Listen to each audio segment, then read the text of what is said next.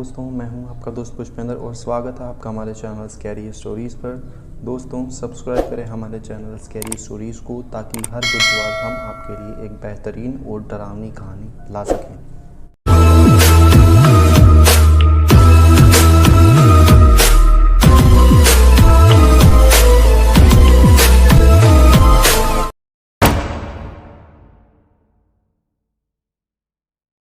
मेरा नाम राज है और मैं रायपुर का रहने वाला हूँ। मेरी उम्र 35 साल है। मुझे बचपन से ही पुरानी चीज़ों को देखने और उनके राज टटोलने में बड़ा मज़ा आता था। इसी कारण मुझे पुरानी जगहों पर घूमना बहुत अच्छा लगता था। इसलिए मैं हमारे शहर की हर पुरानी जगहों पर घूम चुका था, सिवाय एक पुराने महल के। बचपन से मैंने दादी, मम्मी और सभी लोगों से उस महल के बारे में डरावनी कहानियाँ सुनी है। बचपन में तो मैं बहुत डर जाता था, लेकिन जैसे जैसे मैं बड़ा होता गया तो वो डर भी अब बिल्कुल गायब हो चुका था और भूत प्रेतों से मेरा विश्वास भी अब उठ चुका था। लेकिन वो कहते हैं ना कि अगर भगवान है तो शैतान भी है, और आज मैं आपको मेरी आप बीती बताने जा रहा हूँ। जब मैं कॉलेज में था तब शहर में मेरे साथ मेरे 5 दोस्त रहा करते थे। तो एक दिन हमारे घर पर कोई नहीं था, सब लोग शादी में गए हुए थे। हमारे उस दिन एग्ज़ाम थे तो हमें रुकना पड़ा। एग्ज़ाम पूरे होते ही मैंने मेरे दोस्तों से कहा कि आज हमारा लास्ट एग्ज़ाम था तो क्यों ना आज पार्टी की जाए। तो आज रात को सब मेरे घर आना, रात 9 बजे। सभी लोगों ने हाँ कर दिया।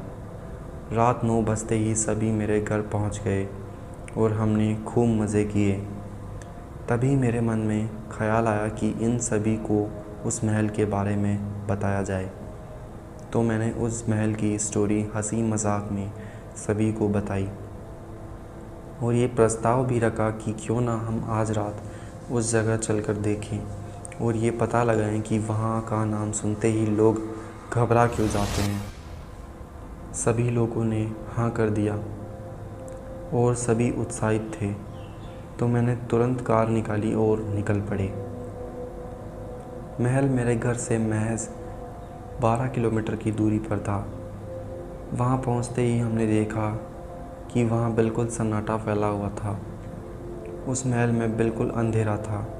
पता नहीं क्यों एक अजीब से डर ने अपनी जगह बना ली थी, लेकिन मैंने उसे नज़रअंदाज किया और महल के अंदर घूमने लगे।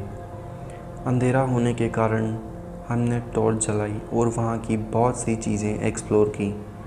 अब रात के 12:30 बज चुके थे कि अचानक मेरे दोस्त को किसी ने धक्का मारा। हम सब एक साथ थे तो उसने सिर्फ इतना कहा कि यार बिना फालतू क्यों डरा रहे हो। तो किसी ने उसकी बात पर गौर नहीं किया और महल में घूमते रहे। महल ऊंचाई पर था तो उन हवा के झोंकों का अलग ही मज़ा था। लेकिन अब जिससे हमारा सामना होने वाला था वो बहुत ही खौफनाक दृश्य था। मेरे दोस्त को फिर से किसी ने धक्का मारा और अब की बार उसे बहुत गुस्सा आया और वो हमारे झुंड से निकलकर साइड में खड़ा हो गया और कहने लगा कि क्यों बिना फालतू डरा रहे हो यार, और बार बार धक्का क्यों मार रहे हो। मेरे सारे दोस्तों ने मना कर दिया। तभी वो बोला कि अब अगर किसी ने धक्का मारा तो बहुत बुरा होगा। इतनी बात बोलते ही मैंने उसके ठीक पीछे थोड़ी दूरी पर अंधेरे में 2 आंखें देखी जो बहुत डरावनी थीं। मैं बहुत तेज़ चिल्लाया। मेरे चिल्लाते ही वो चीज़ मेरे दोस्त को हवा में उड़ाकर ले गई और उसे उस ऊंचे पहाड़ से नीचे गिरा दिया। मेरे सभी दोस्त डर के मारे चीख रहे थे। तभी मैंने सबको भागने के लिए कहा। हम सब मेन गेट की तरफ भागे, लेकिन अफसोस वहाँ दीवार थी। अब हमारे डर की कोई सीमा नहीं थी। तभी मेरे दोस्त ने कहा कि वहाँ उस दीवार पर चढ़ने के लिए पत्थर लगे हैं। तो हम सब उस पर एक एक कर चढ़ गए थे। लास्ट में जब मेरे दोस्त को ऊपर चढ़ाने में मदद कर रहा था, तब फिर से मुझे कुछ ही दूरी पर वो डरावनी आंखें नज़र आईं।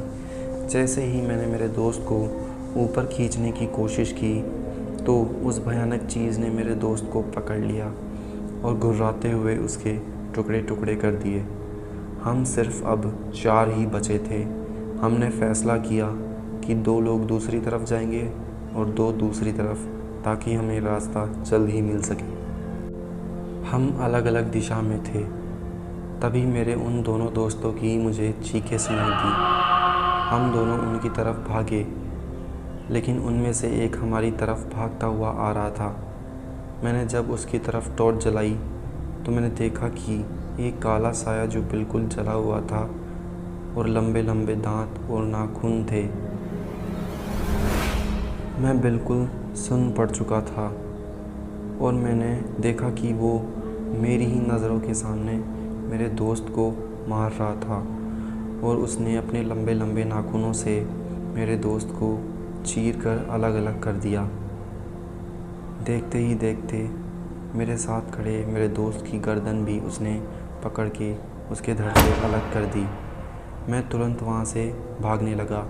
फिर मुझे एक दरवाज़ा मिला जो बाहर का रास्ता था, लेकिन मैंने देखा कि वो धीरे धीरे बंद हो रहा था। तभी मैं अपनी पूरी जान लगाकर भागा और वहाँ से निकल गया। मैंने पीछे मुड़ के नहीं देखा, लेकिन मेरे निकलने के बाद वो चीज़ इतने डरावने तरीके से चीख रही थी कि मानो उसे बहुत गुस्सा आ रहा हो या तो वो खून का प्यासा हो। पर मुझे ऐसा लग रहा था कि मेरे बच के निकल जाने पर ही वो चीज़ इतने भयानक तरीके से चीख रही थी।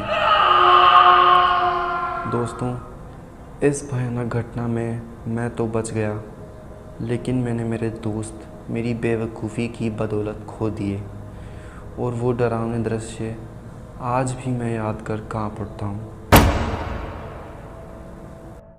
आई होप गाइस आपको स्टोरी पसंद आई होगी। अगर स्टोरी अच्छी लगी हो तो वीडियो को लाइक करें और सब्सक्राइब कर पास वाला बेल आइकन प्रेस करें, ताकि हमारी हर स्टोरी सबसे पहले आप तक पहुंचे। और स्टोरी अपने दोस्तों के साथ ज़रूर शेयर करें और दोस्तों कमेंट में बताना ना भूलें कि आपको स्टोरी कैसी लगी। धन्यवाद।